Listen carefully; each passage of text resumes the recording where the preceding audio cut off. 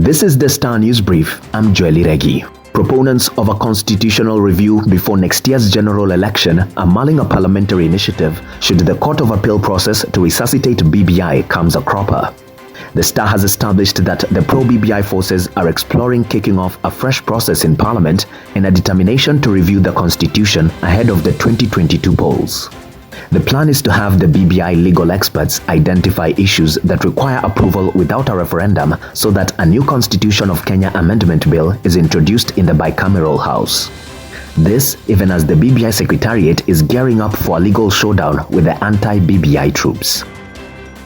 Get a copy of The Star by subscribing to our e-paper for only 10 shillings by dialing star 550 star 3#. National Assembly Speaker Justin Muturi is currently under seclusion as part of preparations for his crowning as Mount Kenya spokesman this weekend. The Speaker thus cannot leave his house, see a woman, and will have to eat some kind of foods for the 8 days that he will be secluded.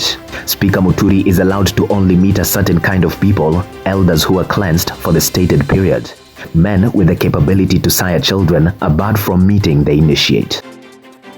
The IEBC will on Tuesday conduct 2 parliamentary by-elections and a ward poll, with the outcome expected to offer momentum for parties preparing for the 2022 general election. The Bonchari by-election in Kisii and the Juja parliamentary contest shaped into popularity contests for the major political parties as campaigns closed on Saturday. In Bonchari, the battle is pitting President Uhuru Kenyatta's Jubilee Party, Raila Odinga's ODM, and Deputy President William Ruto's linked UDA party. In Juja, the Jubilee Party will face off with Gatundu South MP Moses Kuria's candidate running on the People's Empowerment Party.